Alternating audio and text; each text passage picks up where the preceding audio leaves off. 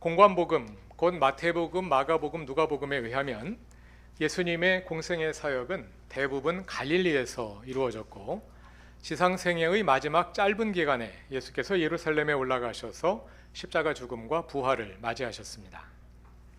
그 가운데 누가복음의 특징은 예수께서 제자들과 함께 갈릴리에서 예루살렘으로 올라가시는 과정을 상당히 길게 서술한다는 점입니다.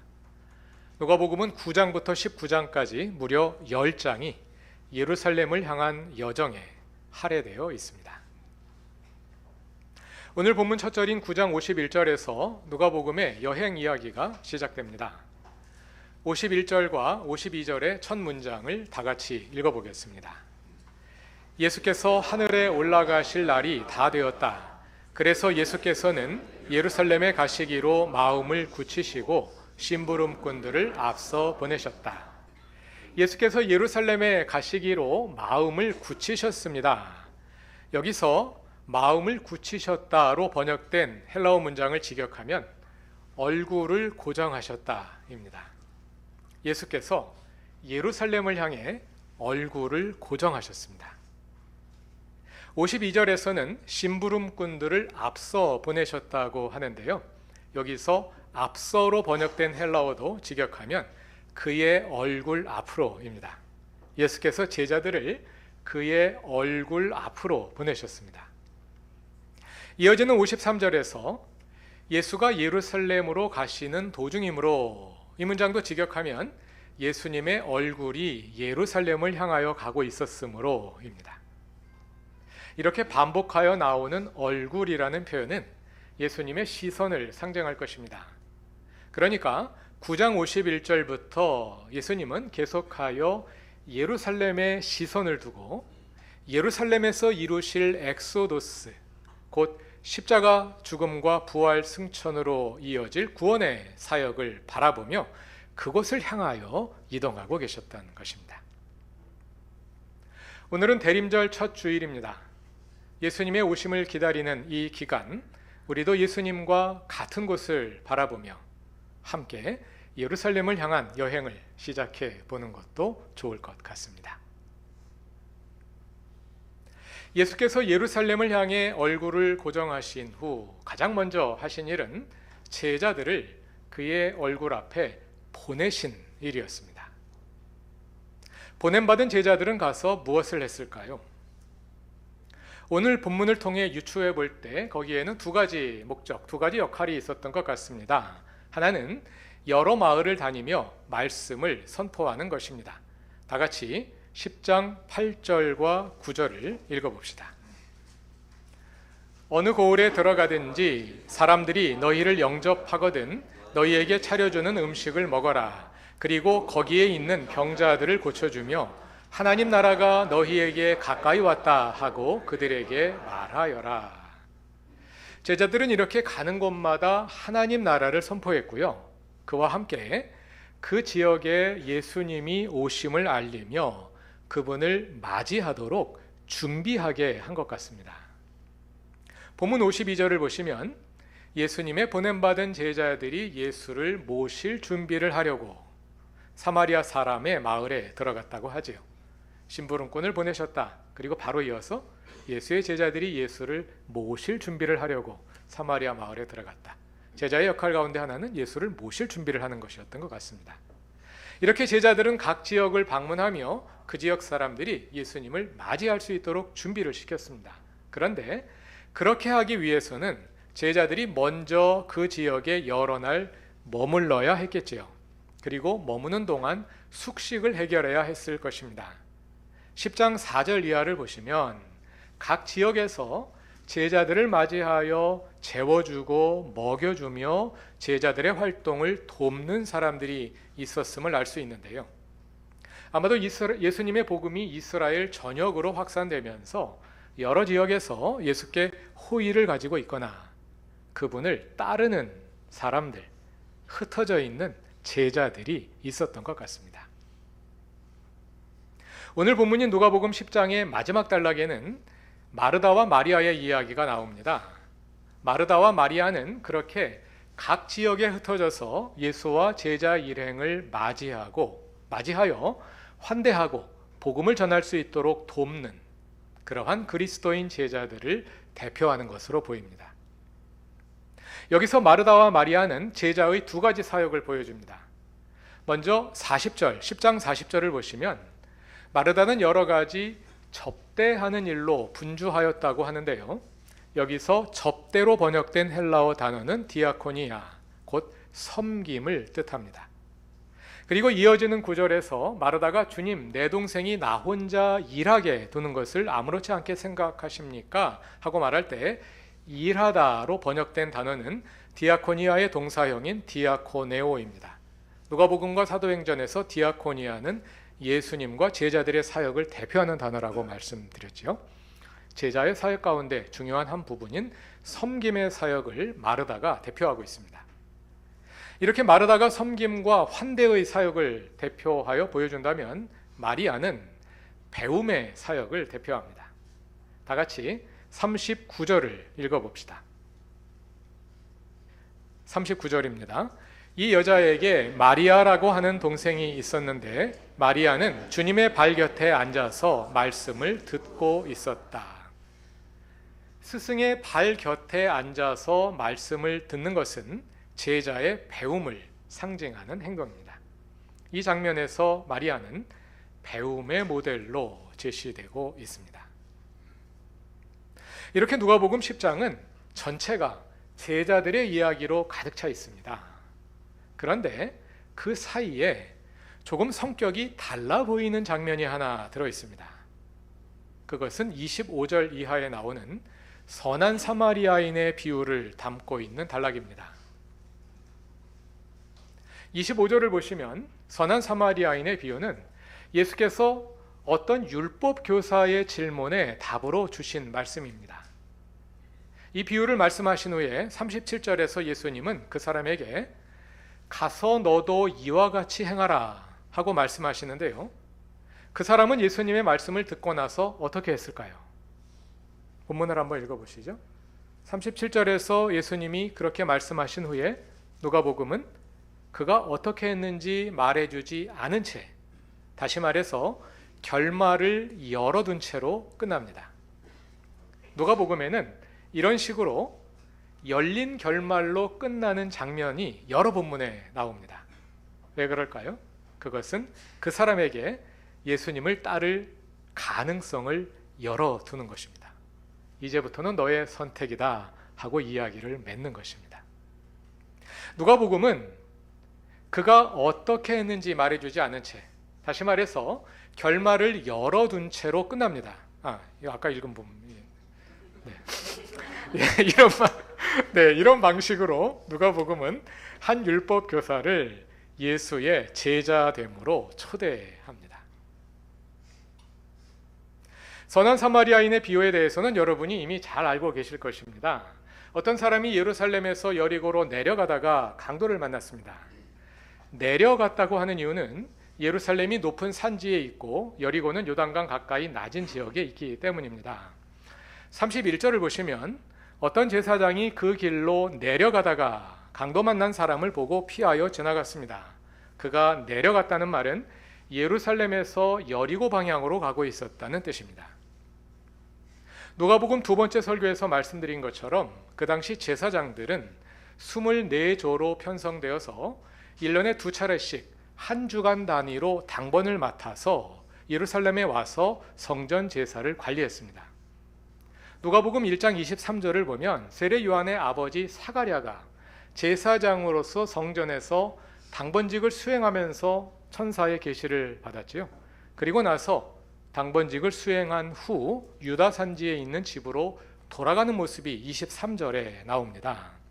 선한 사마리아인의 비유에 나오는 제사장 역시 당번직을 수행한 후에 집으로 돌아가는 길이었을 것입니다.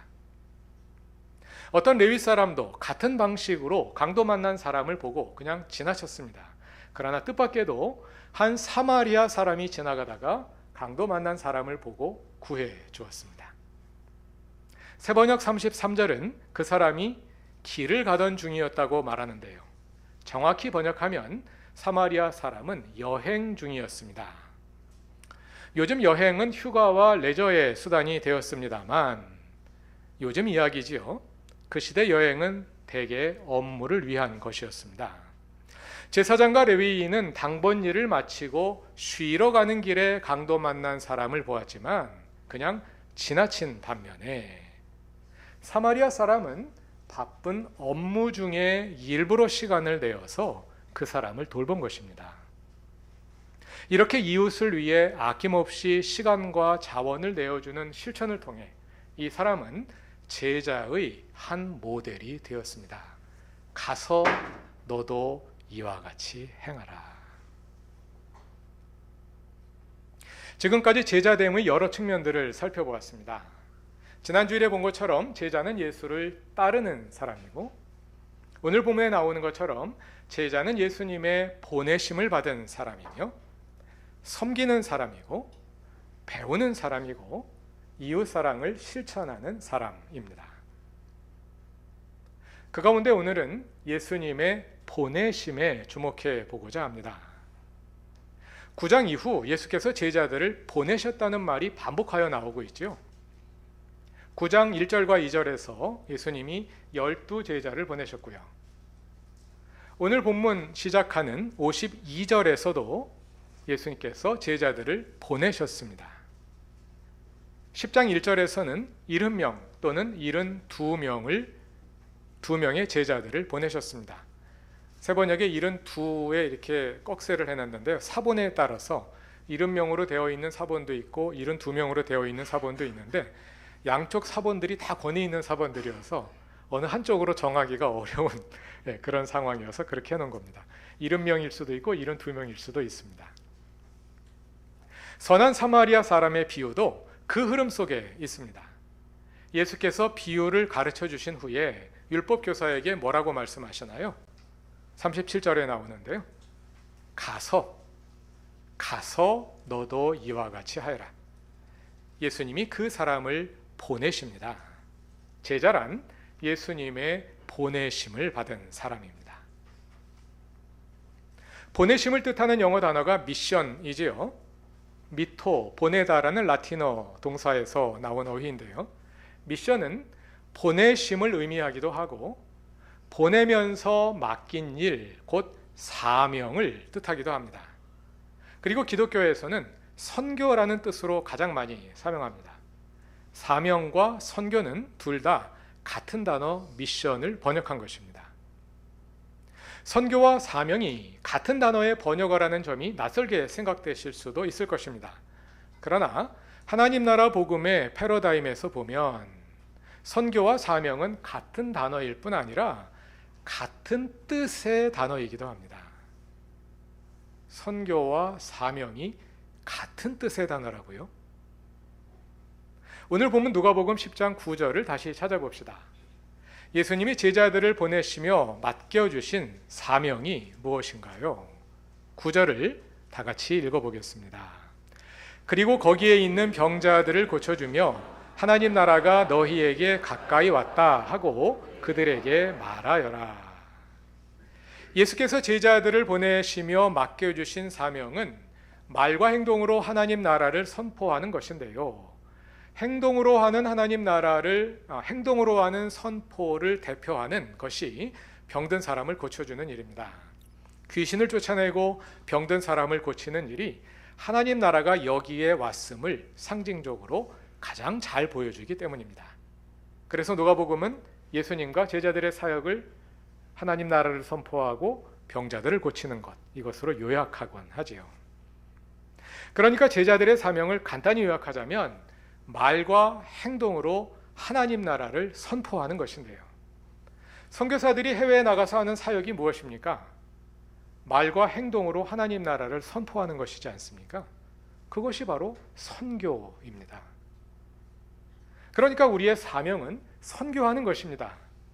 우리가 보냄받은 곳에서 말과 행동으로 하나님 나라를 선포하는 것, 우리가 처한 그곳에서 말과 행동으로 하나님의 주 되심을 이루는 것, 그것이 곧 선교이고 선교가 곧 우리의 사명입니다. 그루터기 교회는 일상의 사명, 일상의 선교를 강조합니다. 예배 끝부분 파송의 기도 후에 이제 하나님께서 여러분을 일상의 선교사로 각자의 삶의 자리로 보내십니다 하고 파송 선언을 하죠. 일상의 선교사, 일상의 사명은 그루터기 교회의 특성을 잘 보여주는 용어입니다. 그루터기 교회는 창립 초부터 흩어지는 교회로서 교회에 모여 있기만 하기보다는 가정과 삶의 자리로 흩어져서 일상에서 그리스도인답게 살기를 추구해왔기 때문입니다. 이 용어에는 교회를 중심으로 이루어지는 종교 활동뿐만 아니라 한 주간 일상의 모든 삶과 직업 활동이 다 하나님께서 주신 사명이며 또 선교 활동이기도 하다는 믿음이 담겨 있습니다. 일상의 사명은 개신교 신앙의 진수를 잘 담아낸 용어이기도 합니다. 그런데 그와 동시에 일상의 사명과 흩어지는 교회라는 표현은 신앙의 게으름을 정당화하는 알리바이로 사용하기도 아주 좋은 용어입니다. 여러분께 한 가지 질문을 드리겠습니다. 여러분은 일상의 사명을 감당하고 계십니까? 감당하지 못하고 계십니까? 대답하기가 애매하지요? 애매하기 때문에 빠져나가기도 쉽습니다. 그루터기 교회는 흩어지는 교회로서 정기 모임이 많지 않고 주일 오후 소그룹 모임을 마친 후에는 일찌감치 각 가정으로 돌아가 한 주간 일상에서 그리스도인답게 살기를 추구합니다. 여기서 소그룹 모임이 매우 중요한 역할을 합니다. 왜냐하면 우리의 소그룹 모임은 주일의 교회 생활과 한 주간의 일상생활이 만나는 자리이기 때문입니다. 그래서 교제의 나눔 질문은 대개 우리가 한 주간 동안 일상의 사명을 어떻게 수행했는지 그것을 묻는 것입니다. 만일 그루터기 교회가 목표하는 대로 우리가 한 주간 일상에서 흩어지는 교회이자 일상의 선교사로 살고 있다면 소그룹 모임에서 할 이야기가 많을 것입니다. 지난 한 주간 일상의 선교사로 살았던 경험을 나누고 다음 한 주간 일상의 사명을 더 잘 감당하기 위해서 서로 격려하고 서로를 위해 기도하는 모임이 될 것입니다. 그러나 만일 할 이야기가 많지 않다면, 그리고 그냥 리더의 강의를 듣는 데서 만족하고 있다면 그것은 우리의 일상의 삶이 사명과 무관하기 때문일 수도 있습니다. 우리의 일상이 그저 교회를 떠난 삶에 그치지 않고 하나님의 주 되심을 이루는 일상의 선교사로서의 삶이 되기 위해서는 교회에 모이지 않는 한 주간 진지하게 하나님과 사귐을 이어가야 합니다. 매일 말씀을 묵상하며 어떻게 하면 나의 직업 활동을 통해서 하나님의 주 되심에 접근해 갈 수 있을지, 어떻게 하면 나의 일상이 말과 행동으로 하나님 나라를 이루는 선교 활동이 될 수 있을지 하나님께 묻고 상의하는 시간이 이어져야 합니다. 그러한 기도와 묵상으로부터 하나님의 주 되심의 실천이 시작됩니다. 그 실천의 결과를 주일 오후 소그룹 모임에 가져와서 신앙의 동지들과 함께 나눌 수 있습니다. 하나님의 주 되심을 더 잘 이루기 위해 삶의 전략을 함께 논의하고 잘 감당할 수 있도록 서로를 위해 기도하며 서로를 일상에 다시 파송하는 모임이 될 수 있습니다. 그리고 그 다음 주일에는 그 결과를 가지고 다시 모여서 전략을 수정하고 또 격려하고 다시 파송하는 일이 이어지겠죠. 우리가 그렇게 할 수 있다면 그루터기 교회는 진정한 흩어지는 교회일 것입니다. 그러나 그렇지 못하다면 그냥 자주 모이지 않는 교회에 그치고 말 것입니다. 나는 한 주간 가정과 일터에서 일상의 선교사로 살아가고 있습니까? 아니면 그저 교회에 안 오고 있을 뿐입니까? 선한 사마리아 사람의 비유를 다시 떠올려 봅시다. 제사장과 레위 사람은 성전 당번을 마치고 집으로 돌아가는 길이었습니다. 우리로 말하자면 교회 생활이 끝나고 일상 생활이 시작되던 타이밍이었습니다. 그런데 제사장과 레위 사람은 종교 생활이 끝나고 일상 생활로 돌아가는 그 순간 사명을 잃어버렸습니다. 그들은 성전의 봉사자였을지는 모르나 일상의 선교사는 아니었습니다. 흩어지는 교회가 아니라 그냥 안 모이는 교회였을 뿐입니다. 그러나 사마리아 사람은 달랐습니다. 그는 업무 중 바쁜 시간이었습니다. 그러나 그는 이웃 사랑을 실천하기 위해 그 바쁜 시간을 쪼개어서 생명을 구했습니다. 그는 진정한 일상의 선교사였습니다. 그는 진정 일상의 사명을 수행한 제자였습니다.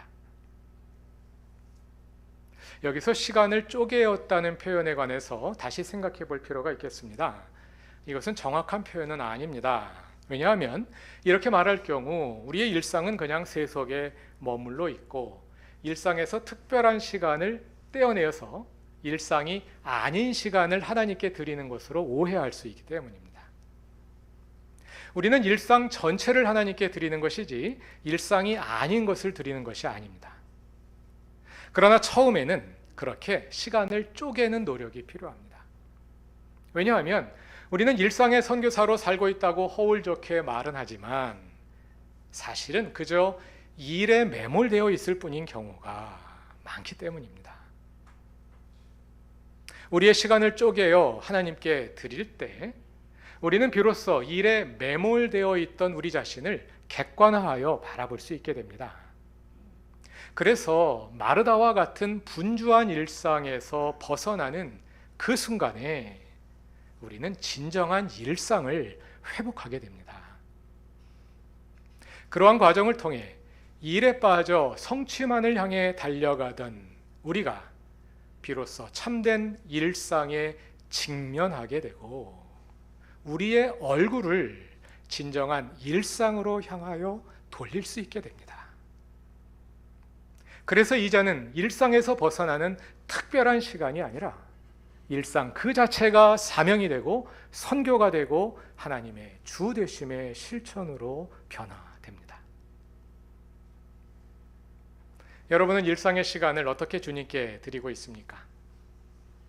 여러분의 가정과 일터에서 어떻게 일상의 선교사로 살아가고 계십니까? 여러분의 전문 분야는 어떻게 하나님의 주 되심의 도구가 되고 있습니까? 우리가 예배 중에 읽는 파송 선언을 다시 한번 읽어드리며 설교를 맺겠습니다. 이제 하나님께서 여러분을 일상의 선교사로 다 같이 읽을까요? 좋습니다. 다 같이 읽어보겠습니다. 이제 하나님께서 여러분을 일상의 선교사로 각자의 삶의 자리로 보내십니다. 우리의 예배는 한 주간의 일상을 통해 계속될 것입니다. 이 한 주간 우리의 삶이 하나님께서 기뻐 받으실 만한 거룩한 삶의 예배가 되길 바랍니다. 다 같이 기도드리겠습니다. 우리의 일상을 창조하신 하나님, 주일에 교회에서 예배드리는 시간과 한 주간 일상에서 보내는 시간이 하나로 연결되게 하소서. 일상에서 살아있는 예배를 드리며 주일에 삶의 열매를 가지고 주님 앞에 나와 영과 진리로 주님을 예배할 수 있게 하소서. 바쁜 업무 시간에 이웃사랑을 실천했던 선한 사마리아인을 떠올려 봅니다. 우리도 일상에서 주님을 가까이 하고 사랑을 실천하며 살게 하소서. 예수님의 이름으로 기도드립니다. 아멘.